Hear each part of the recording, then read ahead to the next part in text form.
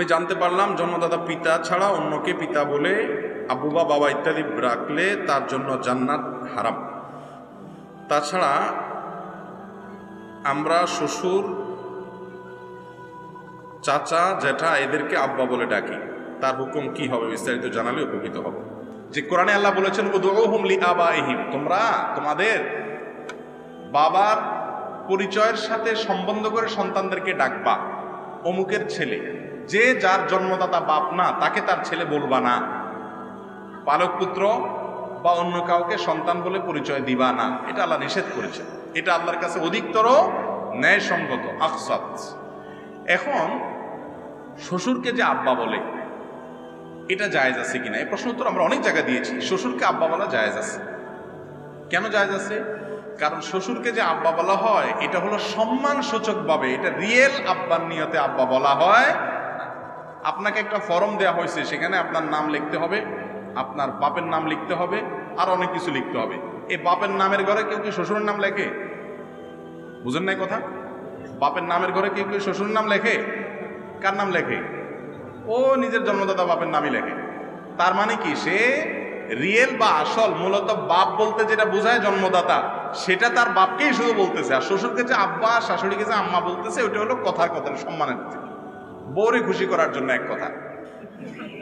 ঠিক না ঠিক? যে বেচারি যদি আমি আন্টি বলি, আঙ্কেল বলি, তাহলে না খুশি হয়ে যাবে, সংসার ভাঙার উপক্রম হয়ে যাবে।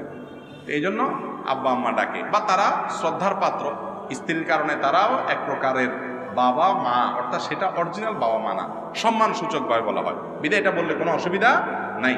ইব্রাহিম আলাইহিস সালামকে আল্লাহ রাব্বুল আলামিন যে বলেছেন মিল্লাতে আবিকুম ইব্রাহিম, তোমাদের বাবা ইব্রাহিমের মিল্লাত, এখানেও বাবা বলতে অবশ্য অনেক মুফাসসিরগণ বলেছেন আরব জাতিকে বলা হয়েছে, কারণ তার সন্তানদের মধ্যে পরবর্তীতে আরবদের জন্ম হয়েছে, তাদের আদি পিতা সেই হিসাবে।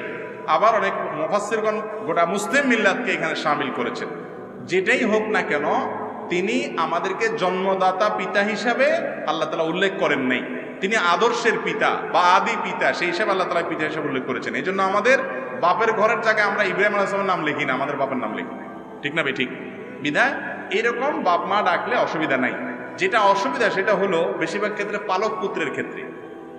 একজন ছেলেকে আপনি পালন করছেন, লালন করছেন, মেয়েকে লালন পালন করছেন, এবার তার সমস্ত কাগজপত্রে সবকিছুতে সামাজিকভাবে তাকে পরিচয় করাচ্ছেন যে আমার ছেলে, আমার মেয়ে, সবাই জানে অমুকের ছেলে, অমুকের মেয়ে, আসলে তার ছেলে না, ছেলে আরেকজন।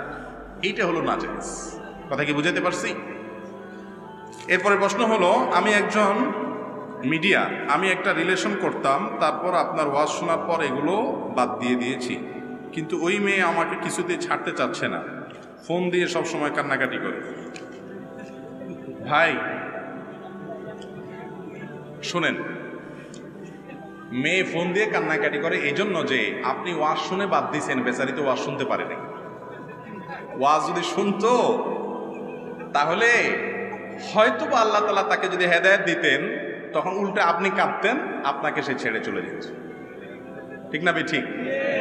এখন ওয়াজ একা শুনছেন, যে ওয়াজের কারণে আপনি হারাম ছেড়ে দিয়েছেন, ওই ওয়াজটার ভিডিও লিঙ্কটা তারে পাঠায় দেন, দিলে ওইটা শোনার পরে সে বুঝবে ও এই জন্যই আমারে ছাড়ছে।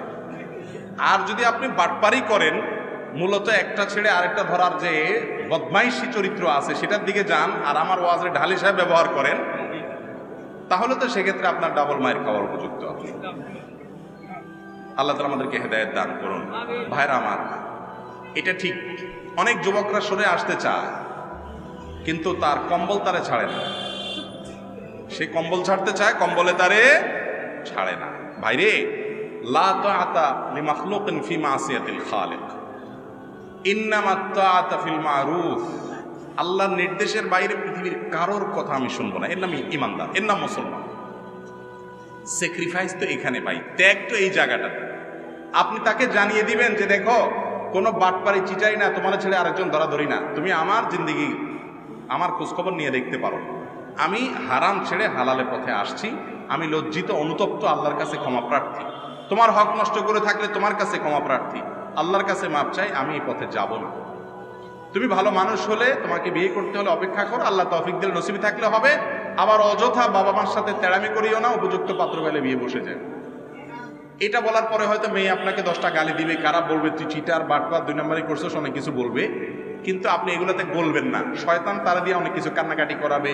হ্যাঁ, আর মেয়েরা তো এমনি একটু বেশি কাঁদতে পারে ছেলেদের তুলনায়, তাই না? তো যেটাই হোক না কেন, কোনো অবস্থাতে আর হারামে ফিরে যাওয়া যাবে। আপনি ত্যাগ করবেন তো আল্লাহর জন্য। তার কান্নার কারণে আপনার মনে মায়া হচ্ছে, কিন্তু সেটাও আল্লাহর জন্য ত্যাগ করবেন। এটি তো স্যাক্রিফাইস, এটি তো স্যাক্রিফাইস। সে এখন হয়তো কষ্ট পাচ্ছে, এক সময় যখন একটা ভালো স্বামী পাবে তখন বুঝবে যে এই অমানুষের ছাড়া বরং আমার জন্য ভালো হয়েছে। কথা বুঝতে পারছেন? এখন আপনার জন্য সে কান্নাকাটি করতেছে, কিন্তু আপনি যদি ঠিকই সম্পর্ক ছিন্ন করে আল্লাহর জন্য হালালের পথে চলে আসেন, হারাম থেকে ছেড়ে আসতে পারেন, এক সময় আজকের এই কাঁদা মেয়েটা এক সময় আপনার শুকরিয়া আদায় করবে যে তোমাকে আল্লাহ আমার জীবন থেকে সরাই দিয়েছে, ভালো হয়েছে, কত সুন্দর একটা ছেলে পাইছে। এই বিবাহ বহির্ভূত সম্পর্কটা হলো যৌবনের ভ্রম, বয়সের একটা পাগলামি ছাগলামি। যারা 4-5 ছেলে মেয়ের বাপ হয়েছে তাদের কাছে জিজ্ঞেস করেন এই সমস্ত প্রেম প্রীতি আপনারা যেগুলা করেন যুবকরা বিবাহের আগে, এগুলা কত নম্বরের শয়তানের ফাইজলামি এবং কত নম্বরের বিভ্রান্তি এবং পুরাটা ধোঁকা। এখানে ভালোবাসা যত উত্তরাণী টুত্রাণী যা দেখেন না, এই উত্তরাণীগুলো 2-4 বছর পরে কিছু থাকে না, বিয়ের পরে তো একদমই থাকে না। কারণ হলো আগে বাগে অসময়ে সব আবেগ নষ্ট করে ফেলা। যাই হোক, এই জন্য সে কাঁদতেছে, সে কান্নাকাটি করতেছে, অনেক সময় বলবে যে না তোমার ছাড়া বাঁচবো না, আমি গলা তড়ি দিব, এগুলো সব বেশিরভাগই মিছা কথা। বুঝতে পারছেন? আপনি যেটা মিছা কথা বলছেন সারা জীবন তার সাথে, সেও আপনারা 2-4টা বলতেছে। বড় জোর যদি দেখেন না বেশি রিস্ক হয়ে যাচ্ছে খারাপ, তার বাপ মারা জানায় দেন, কিন্তু নিজেকে আপনি হারাম থেকে দূরে রাখেন। আল্লাহ তাআলা আমাদেরকে তৌফিক দান করুন।